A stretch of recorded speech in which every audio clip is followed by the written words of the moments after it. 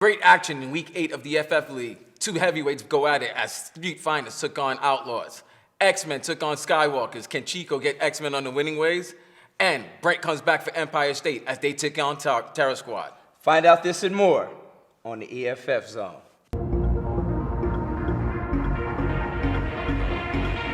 Hello, everyone. Welcome to the Eff-Zone. I'm your host, Vladimir Lewis-Saint.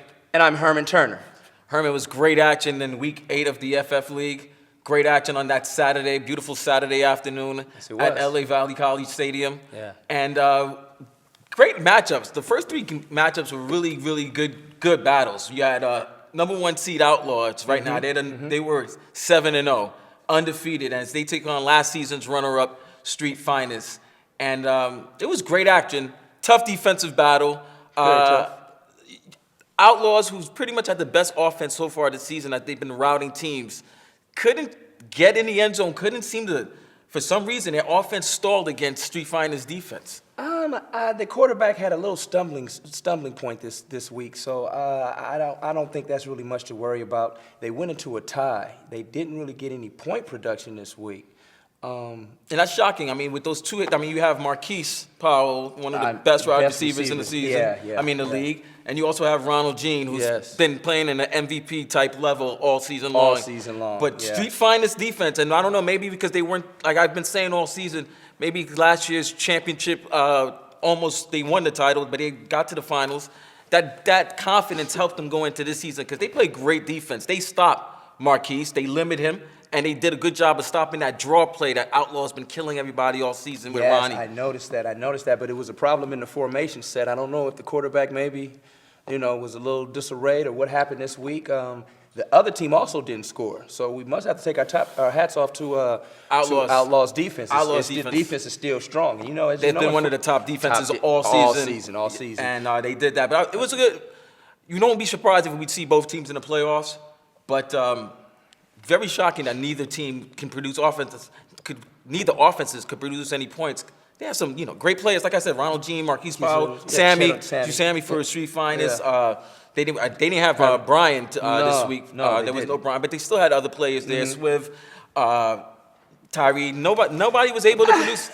Nobody was able to produce any offense on any side. So, I guess hats off to both the defenses. Other than that, I don't know. Outlaws will probably go to the drawing board and come back with something good. Right now, they're playing pretty well, though. Up until this week, still undefeated in the league, and Street Finest still showing everyone that there wasn't a fluke last year when their postseason run. Yeah, Street Finest they're playing pretty strong. Pretty good chemistry.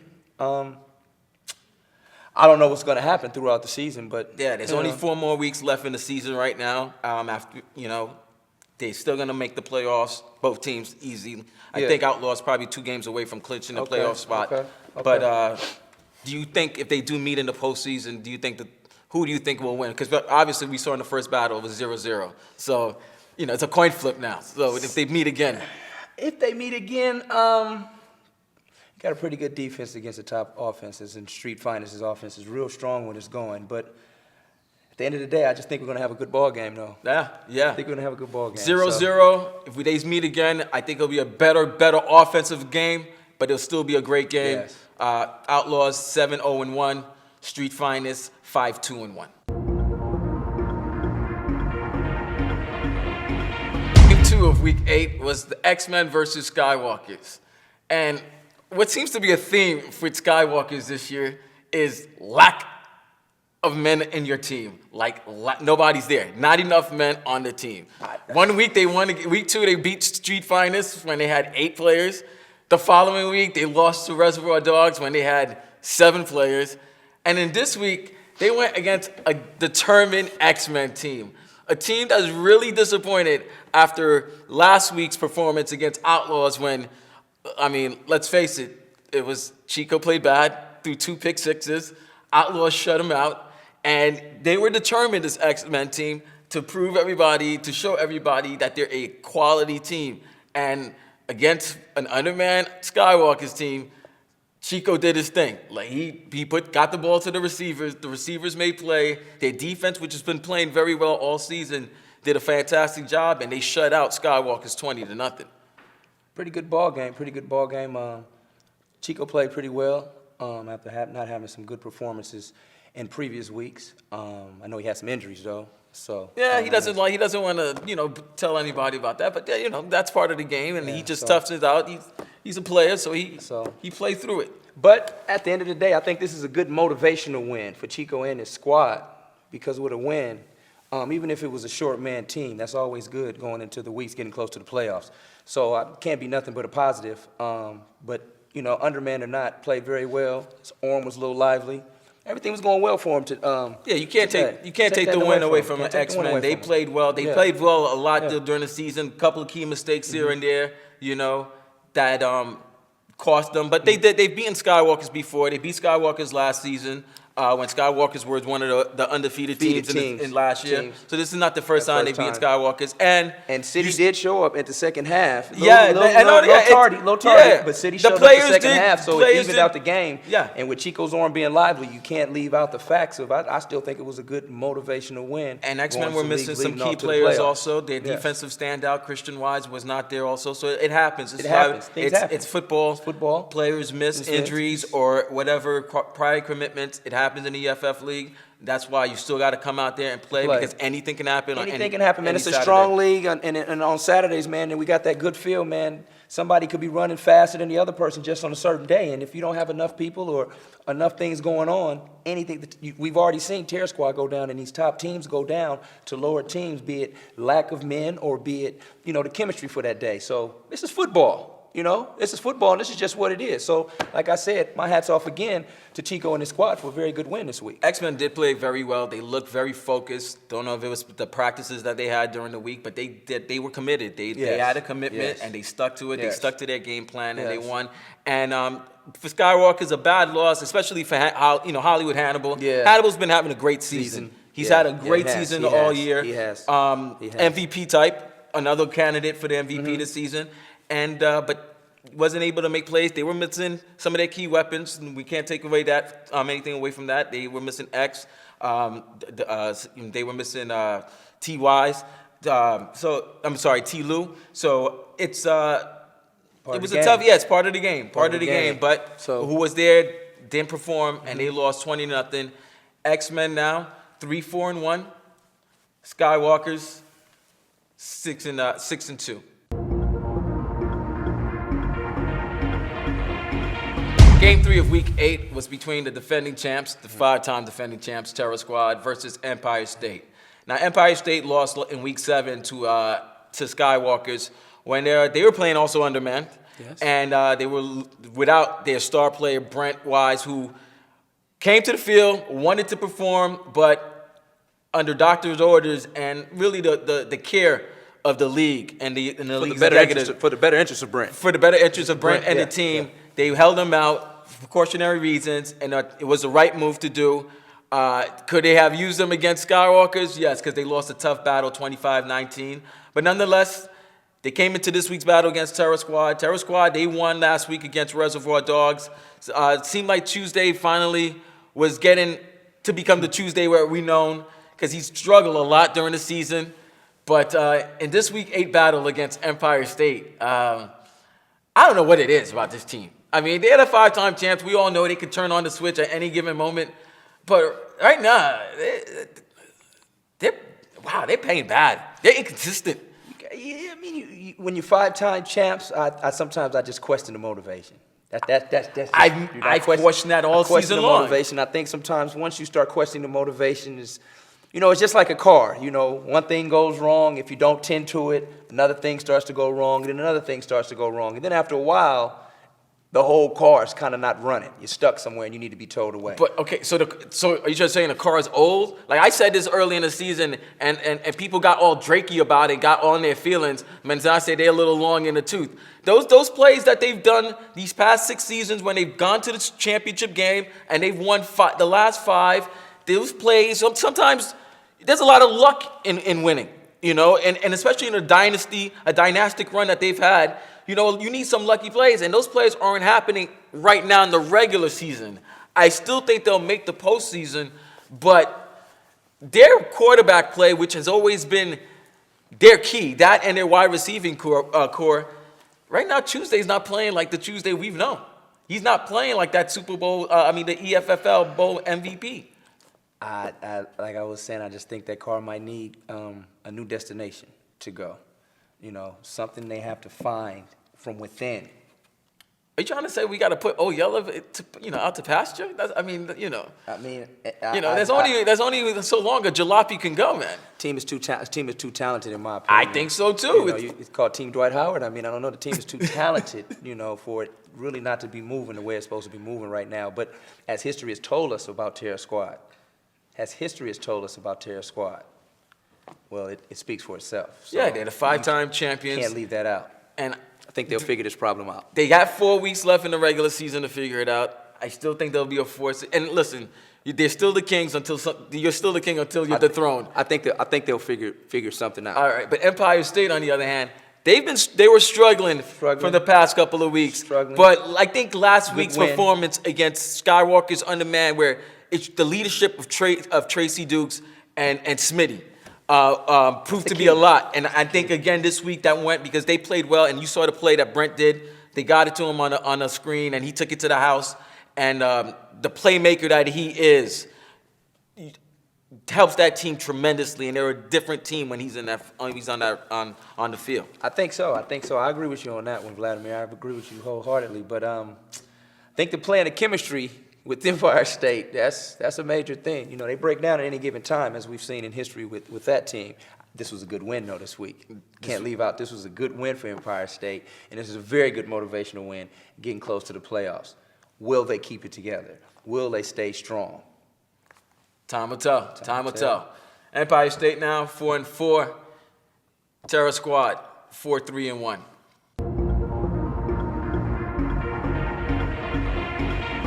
Game 4, Week 8 was between Demolition Crew and Reservoir Dogs. Now, Herman, this is a game where we keep it 100 here. That's what we do. That's what we do here. That's what the show is for. That's what it's about. Okay. Listen, there's 3 bad teams in the league. All right, and those 3 bad teams are battling for the last playoff spot, which is pretty much going to be sacrificial lamb for Outlaws in their postseason run. Yes. Okay. Yes. We're just keeping it real. If you can prove us wrong, hey, I'll come out here when you prove us wrong, and I'll sing your praises. Herman and I, we'll do a duo. We'll do a duet, all right? But it was a battle between Demolition Crew and Reservoir Dogs. They had the same record, all right, going in. And a win will definitely get you in the 8th spot. And you just want to get into the postseason. As much as we were, joking around a little bit, but telling the truth at the same time, if all you need to do is get in the postseason, and any given Saturday, anything can happen. Anything can happen. Druzy, Detroit, and Johnny, I think, led their team, and Baby Hulk, their quarterback, did a great job leading their team as Demolition Crew defeated Reservoir Dogs 14-6. I don't know what's wrong with Reservoir Dogs. They were missing their good player, Holmes, who's every week he's been making a highlight play. Neil had really one good week when they just pounced on the outman Skywalker's team. But other than that, they haven't been the same. I don't know what's wrong with Reservoir Dogs. Yeah, that's a tough one to call, man. I think personally they need to maybe give Neil a little break at quarterback, and maybe try somebody else out. The only problem with that is, who? Well, they had Holmes, but he was such a dynamic player, and he's suffered an injury. Don't know how long he's going to be out, but he missed this past week's game.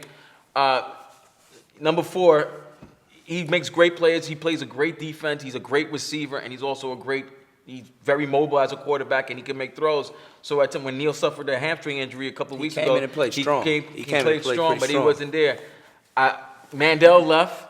We always love to play the game every season. How many teams will Mandel be on before, We don't know. It's just a toss-up. It's a toss-up. Not at the week deadline. Yes. The deadline is reached, gone and passed. There's no more teams, so he's with Mayhem. And we'll be talking about them. He's Mayhem right now. Yeah, we'll be talking about them next when they take on White Shadow. Mayhem Mandel. Yeah, but Demolition Crew, Detroit, who always wanted to be, he was the leader of X-Men's defense. He was granted that, but he always wanted to more say.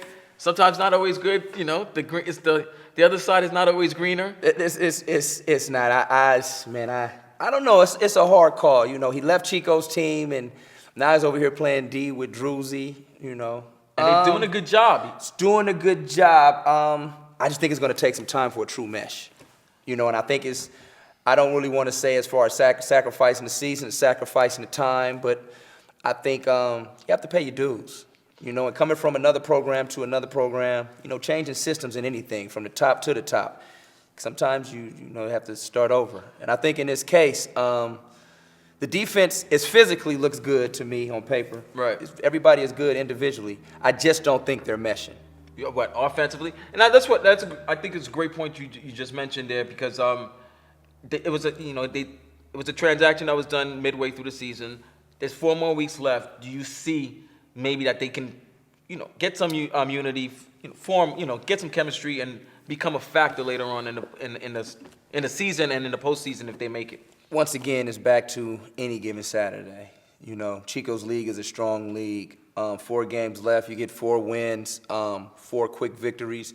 That can change the whole look of a playoff seeding. So in this case, a little bit of practice never hurt. Help with the chemistry. Who knows? They can come from senility and maybe do something, be one of them surprise teams, some Cinderellas, and really get something done. At this point, though, like I said, my personal opinion, I just think the Midway acquisition, the change, that's 3 players. That was what a 3-player type situation. No, I think it was like 4 players. 4 when it ended up. See, it was a starting quarterback. Baby yeah, Hope. yeah, that's right, Baby Hope. Johnny. Yeah, Johnny. Johnny. You got Win, yeah. Plus Detroit. Well, then a couple of other players. Might be 6 or 7. 6 or 7 maybe at the end of the day. Wow. But so, when you talk about a trade like that on a football team, you're talking about either a good portion of the defense or a good portion of the offense or a good portion of the team, depending on what team we're dealing with. Which is why I think both this transaction, this deal, it's probably like I guess it's the EFFL's equivalent to the Herschel Walker deal with the Cowboys. Yeah, that was a big deal. That was it was a big deal. Benefited both teams, both with the teams, Cowboys yeah. and the Vikings, but Yeah. more with the Cowboys. There's no more fighting within X-Men about who's control, and they've moved on. And it seems like you said, it's probably going to still need time to build. But Druzy has a complete squad with finally, some talent. With talent, because it's not him by himself Exactly. anymore. And I think with something like that and of that nature, you can't do nothing but grow up. Rome wasn't built in a day. So, right. it's Druzy's been in the league. Druzy's a veteran in this league. So I know he understands how everything works week in and week out. So I just think with a little, time, maybe not the fall, but maybe in the spring, no, that team could be strong, man. That team could be strong. But they still got time. There's still 4 weeks enough in the season. That win helped them move them to 2 and 6. Yes. Well, let me ask you this: who do you think, in your personal opinion, benefited from that little transaction? I still think this that transaction is still more to be written about that. That's Immediately, right now, if we're talking about if this was the playoffs starting tomorrow. Well, then both teams made the playoff. So it doesn't. I mean, would Detroit, Johnny, and Hulk not make the playoff if they were in X-Men? Do you think? Or with Demolition Crew? Well, let me ask you this question: do you think Druzy's defense got stronger? Definitely got stronger. Did Chico's defense get a little sluggish? I don't think it's gotten weaker, because if you look at the play of Christian Wise. And this is not to take anything away from the Demolition Crew Reservoir Dog battle, but everybody's all included. But yes, with the defense that X-Men has still been playing, it's been still strong. They've done a great job. They just shut out Skywalkers. They played Terror Squad tough to a 12-12 tie, where they really shut out Terror Squad. I don't think it's hurt X-Men's defense, so I think both teams have benefited. And like I said, it probably helped Demolition Crew more because they were winless until Detroit came. Yeah, and that's now they've true. won 2 That's games, true. and That's they're in the 8th seed right Yes. now as they're 2 and 6. Reservoir Dogs 1 and 7.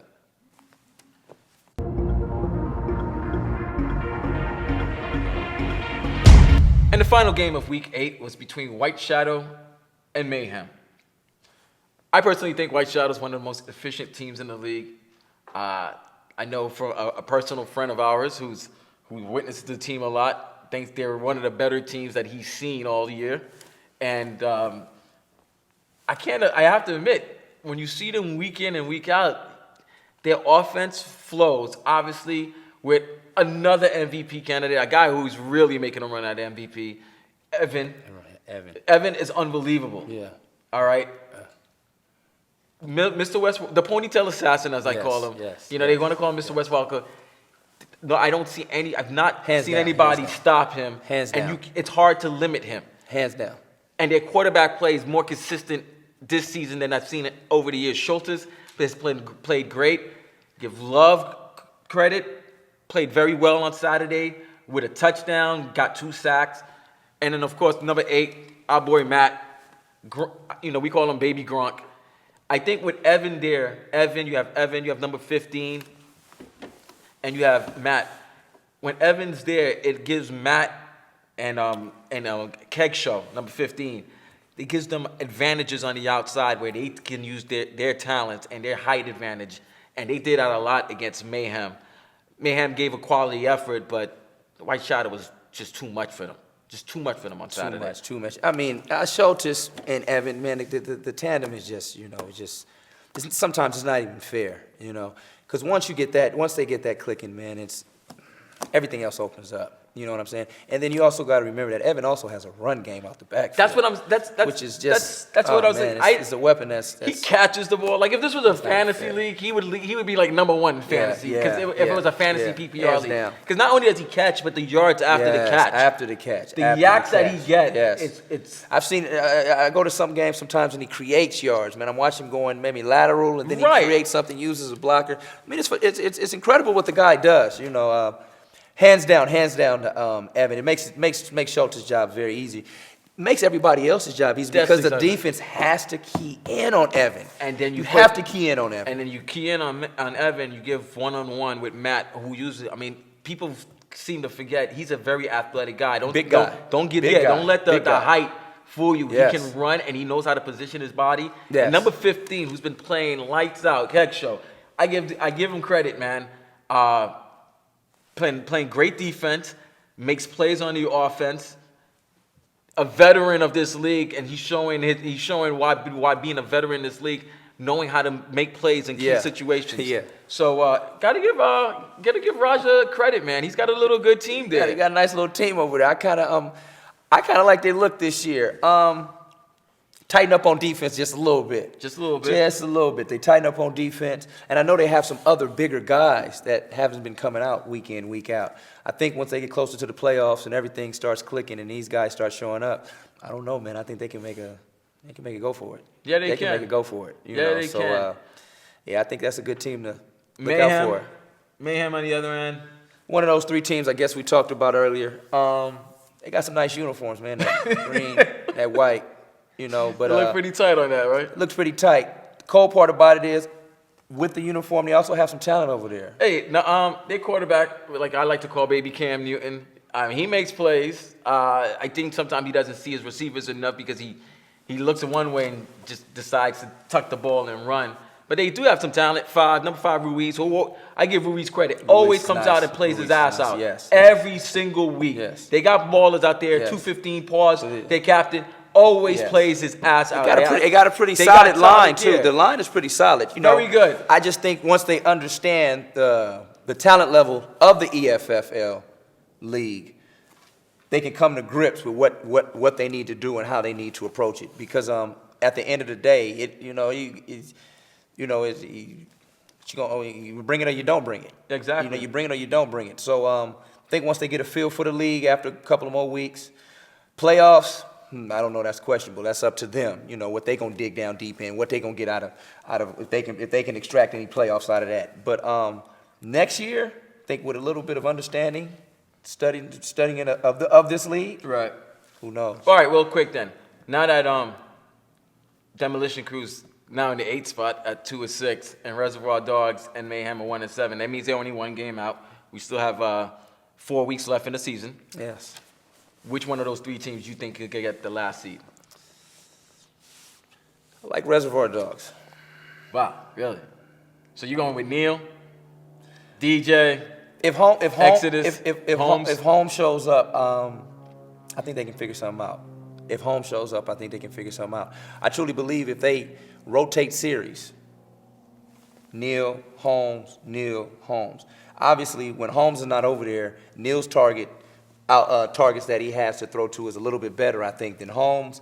But I think it'll give the defense just enough of a different look where they can start progressing and start getting some more pluses on yards. Because right now they're not even getting good yard at it. You know what I'm saying? There's no yard production where they're getting solid series. You know what I'm saying? We're talking maybe you get 10 yards, then maybe 6 yards, and then maybe you sack because maybe the line or it's a lot going on back there. But I think they'll get it together. And Neal is a great quarterback. He's not a bad quarterback. I just think it still needs some bonding needs to go on there between the receivers, quarterback, and certain plays being called. I think you have to go with Neal as out of those three teams. If you're looking at quarterback play is the most important position. Exactly. It's the most important quarterback, the most important position Yes. On the field. Yes. And if you have Neal over Dorsey, who's the Mayhem quarterback, baby Cam, and Holmes, Holmes is with Neal, and Demolition Crew with Baby Hulk. Yeah. I would go with Neal. I would go with Neal just because he has the most experience out there. I like Baby Hulk and I like Cam, but only thing about those guys, I just don't think they've gelled enough for this point in time, and 4 weeks will being enough for them to get an understanding of what they're going into, because now we're going into the meat and potatoes, as you say, of the league, which is the playoffs. So final quarter of the season left. We're what you gonna gone do? through 8 weeks. Yeah. 4 more weeks left of the regular season. Then there's the playoffs. Outlaws seem to be showing everyone they're a class above. They're a cut above everyone else. Street Fighting has proved to everyone that they can hang with the top teams. Yes. They're no more. They're not a sleeper team anymore. Yes. Everybody has taken notice of them. Can Terror Squad right the ship? Can they finally get their act together? They are the champs, and until dethroned, we still got to run with the champs. Chico's done a great job this past week. X-Men look like they finally got their act together. We're gonna see. White Shadow's been efficient, very efficient. Can they produce? Can they continue? And then, like I said, the battle between for the 8th spot between Mayhem, Demolition Crew, and Reservoir Dogs. And let's not forget about Empire State also. They're getting their players back together. Skywalkers, hopefully they could have the team. We'll see. I want to thank you for joining me, man. Man, thanks for having me out here, man. Maybe I'll come join you again and we hang out. Much fun, though. Definitely. Hanging out in the Eff-Zone, and man, it's a blast. Thank you for coming, and thank you for watching. We'll be back next week on the Eff-Zone.